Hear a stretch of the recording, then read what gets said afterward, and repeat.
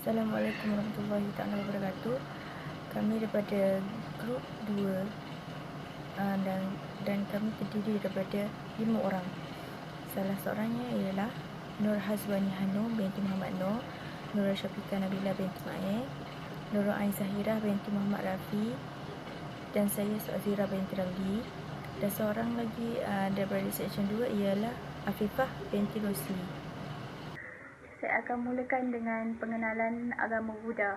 Agama Buddha ialah agama dan falsafah yang berasaskan ajaran Buddha Sakyamuni atau Siddhartha Gautama yang lahir pada kurun kelima sebelum Masihi. Agama Buddha tersebar ke benua India dalam 5 kurun selepas baginda meninggal dunia. 2000 tahun yang seterusnya, agama Buddha telah tersebar ke Tenggara, Timur Asia, China, Korea dan Jepun.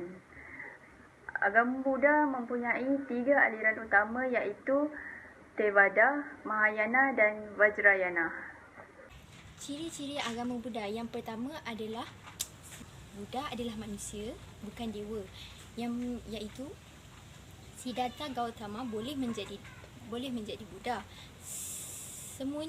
Segalanya bergantung kepada keupayaan dan kecelakaan sendiri, bukannya dilahirkan semula jadi. Yang kedua adalah Buddha adalah benar dan sama rata. Setiap lapisan masyarakat, tidak kira kaya atau miskin, semuanya dianggap sama rata dalam mata Buddha.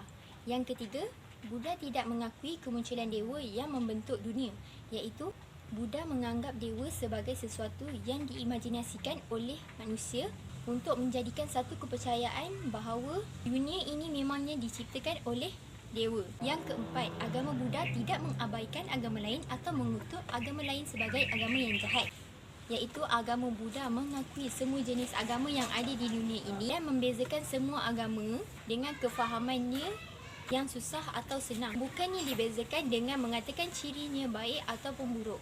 Yang kelima, Buddhism adalah demokrasi dan kebebasan. Dalam ajaran agama Buddha, kenyataan dan ilmu yang diajar bukannya perintah dan semestinya dituruti. Sesiapa yang tidak faham boleh mengemukakan soalannya dan soalan itu akan dijelaskan sehingga mencapai kefahamannya. Buddha juga pernah berkata, keraguan yang besar akan mendapat lebih banyak pengajaran. Keraguan yang sedikit akan mendapat pengajaran yang sedikit. Manakala jika tiada keraguan, maka tiada pengajaran yang dicapai. Seterusnya kita beralih pula kepada amalan-amalan agama Buddha. Agama Buddha merupakan agama dan falsafah yang berasaskan Siddhartha Gautama yang dipercayai lahir pada kurun kelima Masihi. Terdapat 2 prinsip yang diperkenalkan oleh ajaran agama Buddha iaitu 5 ajaran betul dan 8 jalan yang betul yang perlu dijadikan sebagai prinsip asas yang penting dalam kehidupan setiap penganutnya. Terdapat 5 ajaran betul agama Buddha. Yang pertama, mereka tidak harus membunuh dan berkelakuan kejam. Yang kedua, mereka tidak harus mencuri. Yang ketiga, mereka tidak harus melakukan kesalahan seksual. Yang keempat, mereka tidak harus berbohong. Dan yang terakhir, kelima, mereka tidak harus mengusukkan fikiran dengan mengambil dadah. Bermakna kelima-lima ajaran betul agama Buddha ini menggalakkan semua penganutnya untuk sentiasa melakukan kebaikan dan sentiasa berfikiran positif. Ada 8 jalan betul mengikut agama Buddha. Yang pertama ialah pandangan yang betul.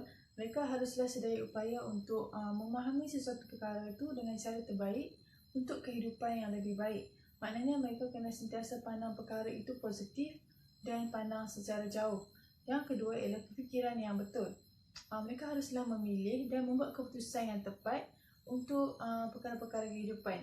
Ini bermaksud fikiran yang betul ni mereka kenalah berfikiran positif dan mengelakkan daripada berfikir perkara yang negatif lah. Yang ketiga ialah ucapan yang betul.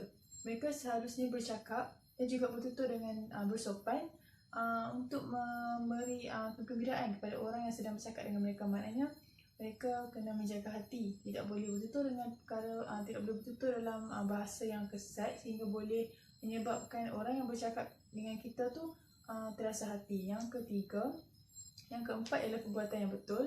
Mereka haruslah melakukan perbuatan yang boleh membawa kebaikan ataupun yang boleh dijadikan sebagai teladan oleh orang lain. Maknanya kalau mereka buat baik mereka akan menjadikan orang lain yang melihat perbuatan yang mereka lakukan itu boleh mengikut kebaikan tersebut. Yang seterusnya ialah pekerjaan yang betul. Mereka haruslah memilih kerja yang halal yang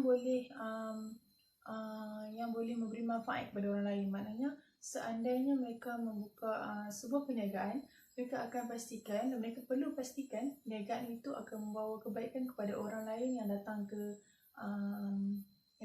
menjadi pelanggan mereka. Seterusnya ialah daya upaya yang betul.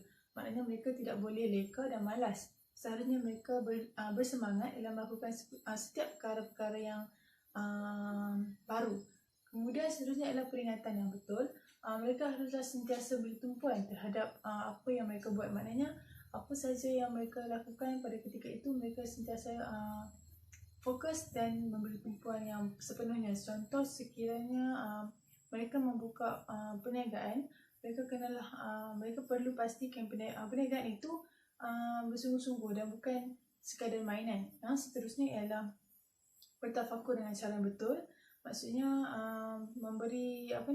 bertafakur dengan cara yang dapat memberi ketenangan pada diri sendiri. Maknanya kalau bertafakur ni maksudnya dia menilai balik apa yang dia buat dalam sehari itu dan muhasabah diri balik. Jadi itu sahaja 8 jalan yang betul mengikut agama Buddha. Patung Buddha yang pertama ialah The Giant Buddha Lesan. Patung Buddha ini terletak di kota Lesan, China. Ia diperbuat dari batu tebing yang diukir dan dibentuk menyerupai seseorang yang sedang duduk. Patung ini dipercayai telah ada sejak 713 sebelum Masihi lagi. Patung yang kedua ialah The Lectium Sekya Buddha, di mana ia terletak di Moniwa, Myanmar. Patung ini memiliki ketinggian 116 meter.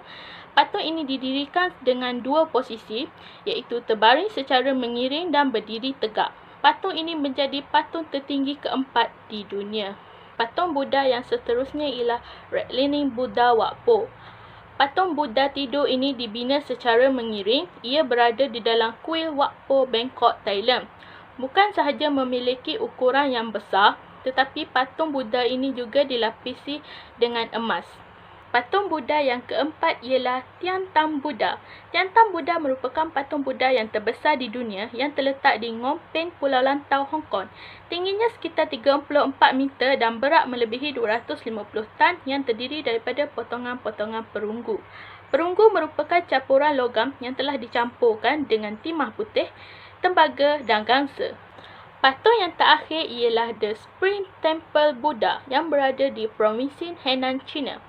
Patung ini masih menyandang sebagai patung yang tertinggi di dunia. Patung ini mencapai ketinggian sebanyak 153 meter, berat sebanyak 1000 tan. Ia dibangunkan dari 1100 kepingan tembaga. Okey, kesimpulannya ialah agama Buddha adalah antara agama yang menjadi pengaruh dalam perkembangan sejarah manusia. Ia terdiri daripada agama, pemerintahan, sosial, budaya dan pendidikan.